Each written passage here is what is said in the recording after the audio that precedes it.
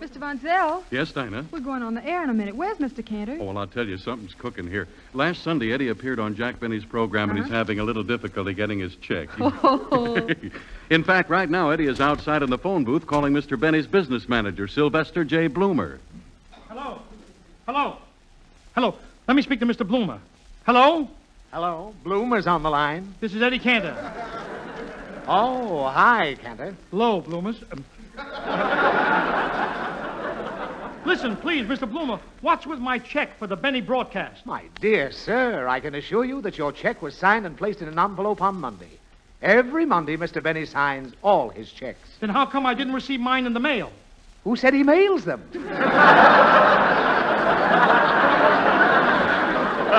He didn't mail it? Well look, can I have it picked up by someone in my family? Why, of course. See? Your contract with Mr. Benny specifically states, quote, Mr. Cantor's check may be picked up at any time by any one of his sons.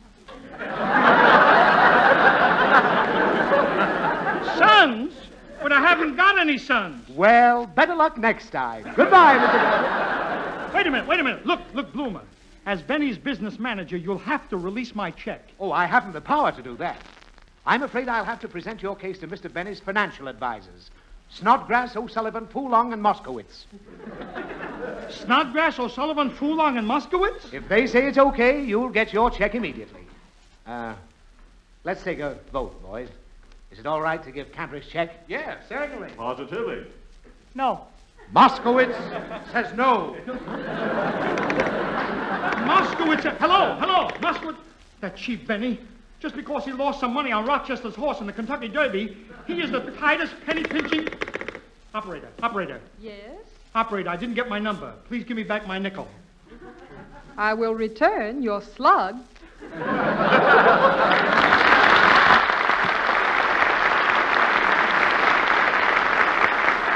Bristol Myers, makers of Ipana for the smile of beauty and Sal Hepatica for the smile of health, present It's Time to Smile with Snodgrass, O'Sullivan... No. What am I... with Eddie Cantor.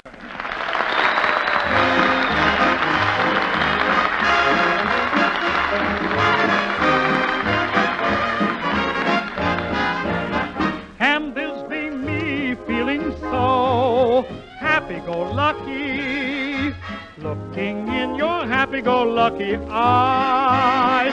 And this be me feeling so happy-go-lucky, me what's always acted so smart and wise. Can this be me singing, oh, everything's ducky, following you on your happy-go-lucky way? Well, if it's me feeling so happy-go-lucky, pardon me while I skip a kiss to say, heaven bless this happy-go-lucky day. I'm feeling low, I'm feeling so happy-go-lucky. Pardon me while I skip a kiss to say, heaven bless this happy-go-lucky day.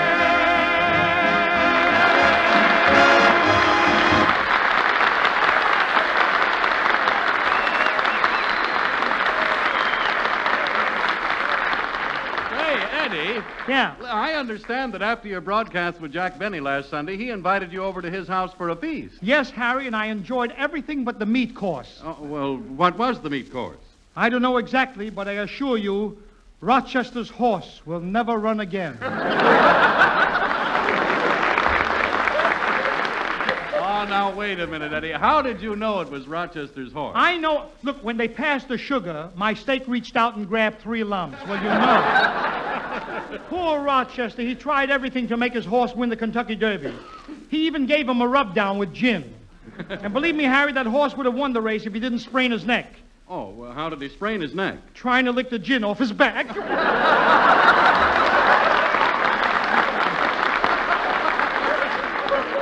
But getting back to the dinner, Harry. Harry Von Zell, you know, Benny served some terrific food at the dinner. He did? He placed an enormous platter of roast pheasant in front of me and said, Eddie, Just smell that pheasant. It really smells wonderful. Oh, how did it taste? Who knows? You just let me smell it. No, really, Eddie, is he that cheap? Cheap. Harry, he won't even pay his guest stars. I can't get my check just because some guy named Moscovitz says no. It makes me so mad. Really, I could see my lawyer. I'm sorry. Hello? Eddie Cantor speaking. Bloomer's on this end. What?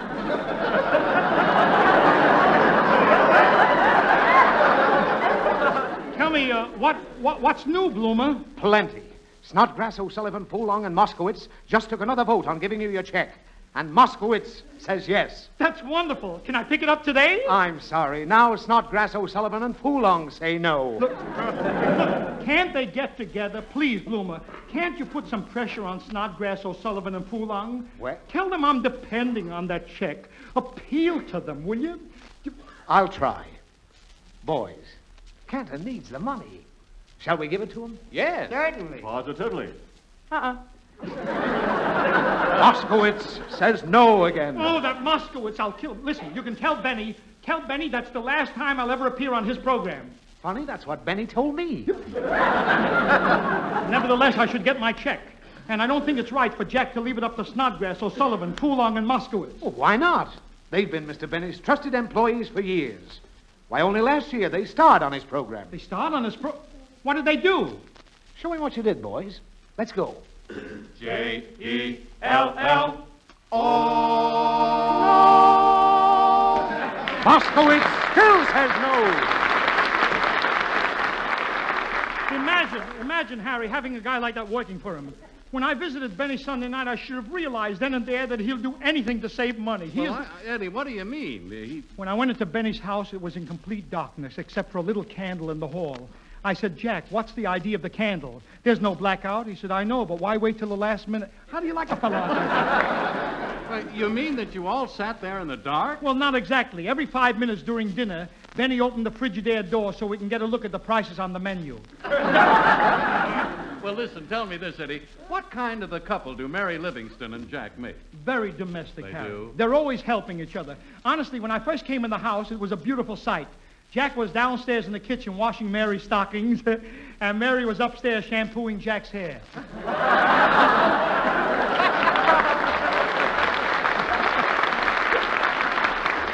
was beautiful, beautiful, Harry. Hello? Bloomer's on the wire. Yes, Bloomer. Have I got terrific news? What is it? Snodgrass, O'Sullivan, Poolong, and Moscovitz just took another vote on giving you your check. And they all said yes. They said yes. That's wonderful. Can I pick it up today? I'm sorry. Flanagan says no. Flanagan? Who's Flanagan? The boys took a junior partner into the firm. And the vote must be unanimous, you know. However, I'll see what I can do. Flanagan, are you sure you don't want to change your vote? Well, Cantor's a nice guy, I guess. I'll say yes.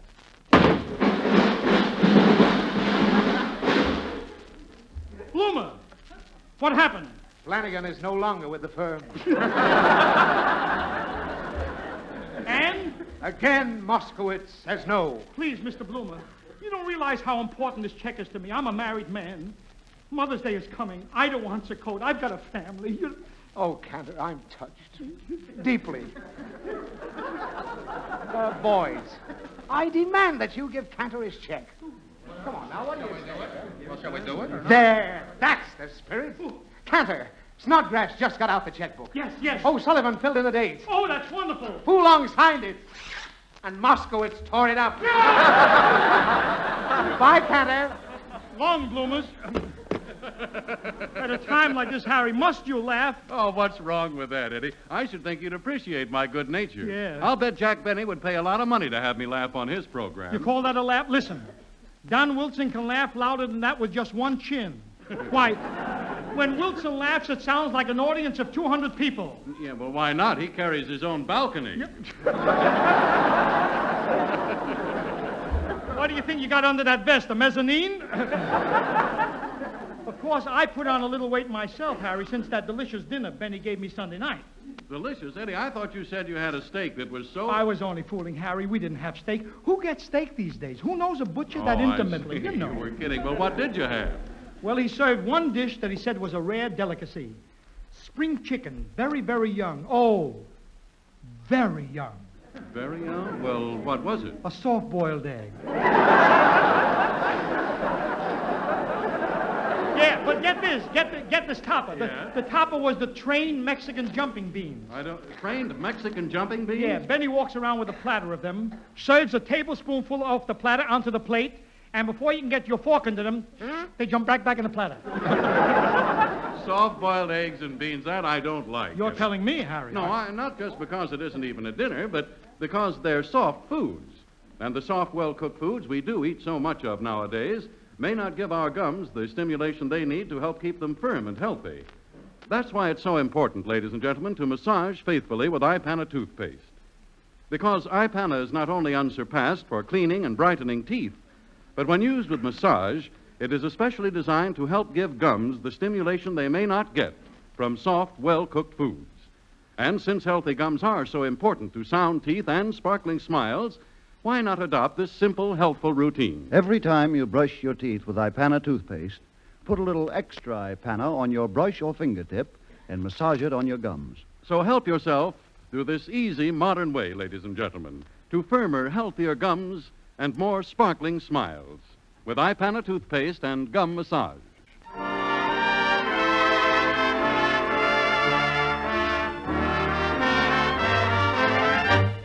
Lovely Dinah Shore singing It's Always You.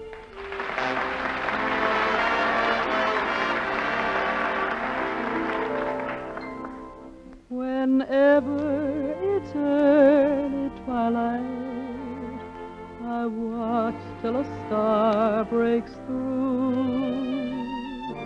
Funny, it's not a star I see, it's always you. Whenever I roam for roses, and lately I often do.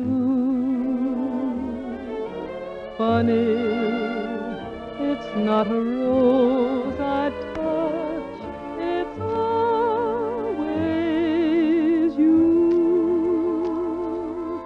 If a breeze caresses me, it's really you strolling by. And if I hear a melody, it's merely the way you sigh. Wherever you are, you're near me. You dare me to be untrue. Funny, each time I fall in love, it's always you.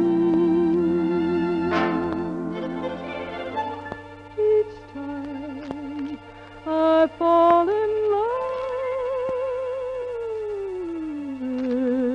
it's you.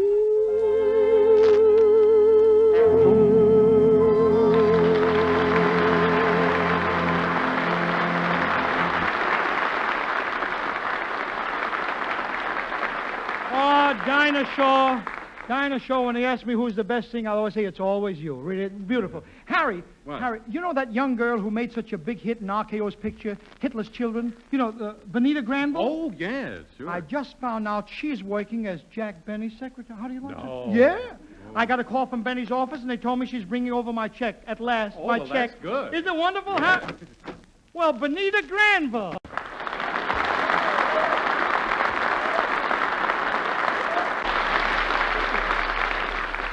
Well, Bonita, where's the check? Moscovitz says no. Again with that Moscow. Bonita, why did you go to work for that cheap Benny? I'll bet he doesn't even pay you. Oh, but he does. Yeah? I started out for $200 a week, then I got $250. 250? Yes, and next week he's giving me 300 boxes of Grape Nuts Flakes. Bonita, I don't understand. Why do you hold on to a job like that? Well, you see, Dennis Day is my boyfriend. Oh, you have dates with Dennis Day? Yeah. My mother doesn't want me to go out with men yet.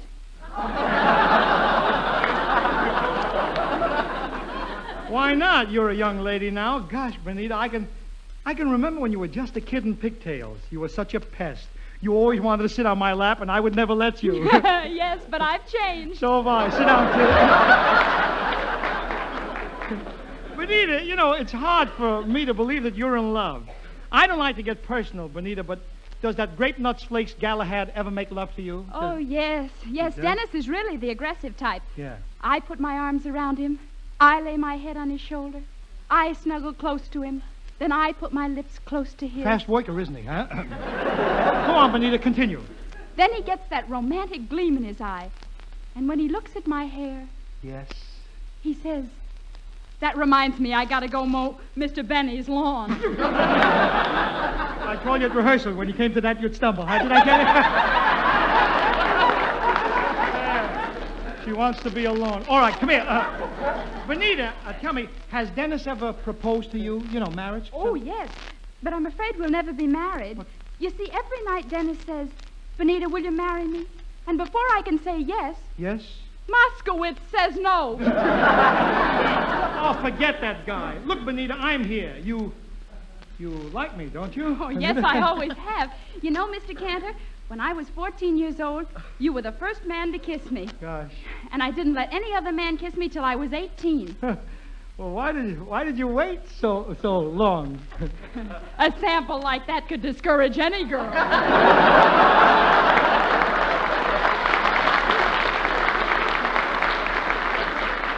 Is that so?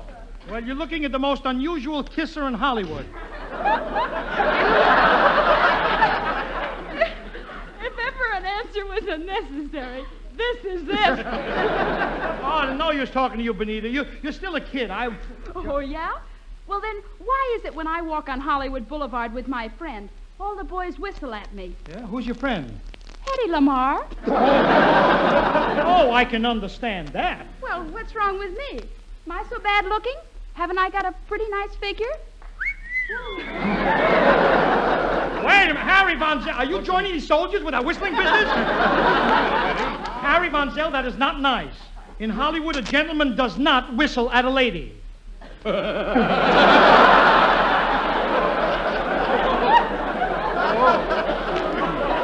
Listen, Eddie, those things that chirp around Hollywood and Vine, they're not canaries. Oh, go away, we're talking. You know, Bonita, I saw you in Hitler's Children, and it really was a marvelous picture. Thank you. We tried to give the American public an idea of what goes on in Germany. Let me give you an idea what radio is like over there. Last night I tuned into one of their shortwave broadcasts, and this is what it sounded like. Take it away, Germany. Op je met je kruip in de zak met de democratische aan de... Let's go to press. Flash. A report from Tokyo says that the American air war against the Japanese adds up to nothing. Absolutely nothing. All the Yankees are shooting down as zeros. Flash. A bulletin from the Tunisian front shows that the new song is #1 on Rammel's hit parade. Don't get around much anymore.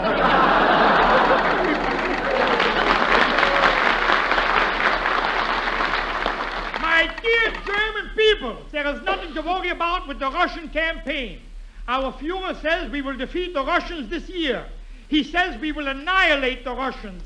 He says we will push the Russians back. There is only one thing wrong. Moscow says no.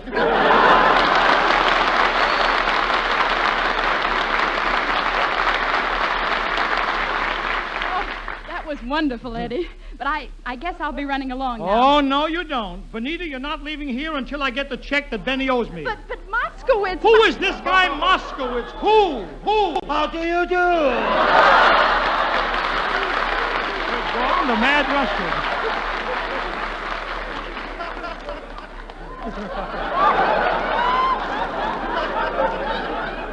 Russian, tell me something. Yeah. Are you Moscovitz? I ain't saying yes, and I ain't saying maybe. What are you saying? No. Moscovitz! They got me. Russian, this is Bonita Granville. She made a big hit as one of Hitler's children. You're one of Hitler's children? Yes. Shouldn't happen to a dog. Let's get down to business, Russian. Okay with me? So you are Benny's financial advisor, eh? Yeah. Why did you leave me to go to work for grape nuts? I got tired of working for peanuts. Oh, stop, will you? Say, Russian, Yeah. if you're handling Benny's money, you must be pretty smart. What experience have you had in the financial world? Never hear of the Wolf of Wall Street? Oh, sure. Well, I'm one of his pups. You look like all of us, pup. Listen, quit stalling. If you're really Moscovitz, tell me, where is my check? Tomorrow morning, Jack Benny is going to the special vault where he keeps his money and taking out $5 for you. $5?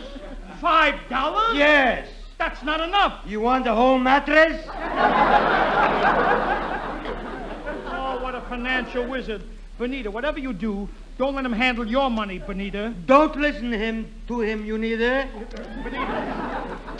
If you let me handle your affairs, I can get you any salary you like in pictures.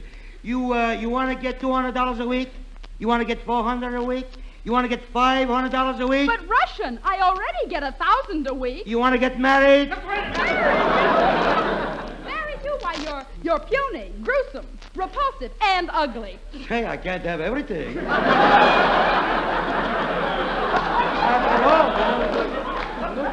Listen, Russian, I want to tell you. Wait a minute, I'll take it. Hello? Yes, this is Moscovitz. No. You heard me. Moscovitz says no. Oh. All right, I'll be right over. Russian, what do you mean you'll be right over? You're Moscovitz, you said no. But my draft boss said yes. Oh, get out of here.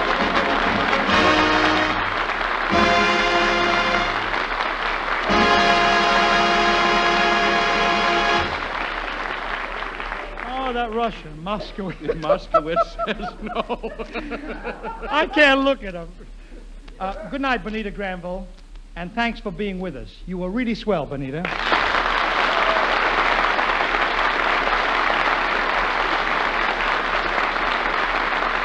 You know something, Eddie? What? I can't get over Bonita Granville, the way she's grown up so fast. Harry, you have no idea how fast kids get to be grown-ups these days. Have you noticed, Harry? Yes, but her especially. And how smart they are. Yes. Smart. They're really smart, Harry. I know. I remember when I was a kid. I remember when I was born in New York City 33 years ago. We didn't have... They're so smart. By the way, Harry, that reminds me. I've got a date with a 2-year-old youngster right after the broadcast. A date? A date with a kid. He's going to explain the Robertson-Foran 75% forgiveness pay-as-you-go tax bill. I've got a date right out. Oh, no, Eddie, I don't believe that, but I really do believe that youngsters nowadays are pretty smart. Wouldn't it be swell if those kids could teach us older folks their system of learning things so fast? They don't let a minute go by without picking up some information, you know. We ought to have a system like that. A good idea. And here's your chance to help start that system right now, Harry. Right, thanks, Eddie. Ladies and gentlemen, whenever you wake up in the morning feeling headachy and under the weather because you need a laxative, you'll feel better faster if you just remember Sal Hepatica and take it right away. Because then Sal Hepatica brings quick, gentle relief, usually within an hour. So why wait until night to take the laxative you need in the morning? For then you risk feeling miserable the rest of the day. It's worth your while to remember this about sparkling Sal Hepatica, too. This famous mineral salt laxative also helps counteract excess gastric acidity, helps turn a sour stomach sweet again. So tonight or tomorrow, get a bottle of sparkling Sal Hepatica from your druggist. Then, whenever you need a laxative, morning, noon, or night, see how much faster you feel better when you take gentle, speedy Sal Hepatica. Ladies and gentlemen, the boys at the Tawny General Hospital at Palm Springs, California, asked me to sing this song, which I introduced in World War I. I don't want to get well, I don't want to get well, I'm in love with a beautiful nurse. Early every morning, night and noon, The cutest little girlie comes and feeds me with a spoon. I don't want to get well. I don't want to get well. The life I'm living here is so sublime. The doctor says he's pleased with my condition, but oh, I've got so much ambition. I don't want to get well. I don't want to get well, for I'm having a wonderful time. I don't want to get well. I don't want to get well. I'm in love with a beautiful nurse. She props me up in bed each time I eat. I'm a Yankee Doodle dandy when she wraps me in a sheet. I don't want to get well. I don't want to get well. The life I'm living here is so sublime. Oh, how I miss my dear old second Louis. Oh, is that a lot of hooey? I don't want to get well. I don't want to get well, for I'm having a wonderful time.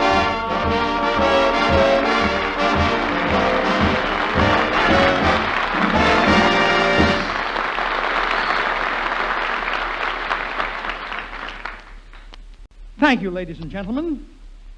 And now I'd like to read our winning letter of the week, written by R.T. Marple of Valley Head, West Virginia, to his son, Private Dorsey A. Marple of Camp Gordon, Georgia. The letter reads, My dear son, it's getting along towards Mother's Day again, and Mother's been wishing extra hard that you could be home. She hasn't had a letter from you for quite a long time. I'll bet she's tidied up your old room a dozen times in the last couple of weeks, just in case. Often in the evening when I'm sitting in my big chair and Mother thinks I'm dozing, I see her quietly take the family album and put it in her lap, and then she turns to your picture and just looks and looks. Then pretty soon I see her wipe her eyes and sigh. And, well, of course, you know how women are, son, especially mothers. I remember after she got your last letter, I missed her. I thought I knew where she would be, so I crept upstairs and peeked into her room. There she was kneeling by her bed, and I heard her say through her tears, "Oh, God, watch over and keep our boy. And if it pleases thee, don't let him forget how much we love him." It broke me up a little, son.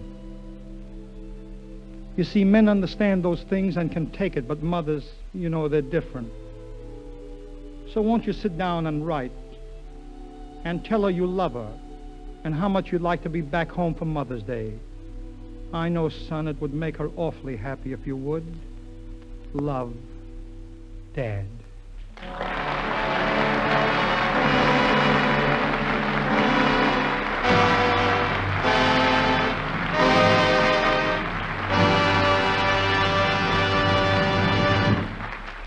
Congratulations, Mr. Marple. Tonight we are sending $200 in war bonds to you, the writer of the letter, and $300 in bonds to your boy, Dorsey. And Dorsey, look, you will write to your mother so that she gets a letter next Sunday, won't you? I know a lot of you boys in the service can't be home. After all, we are fighting a war.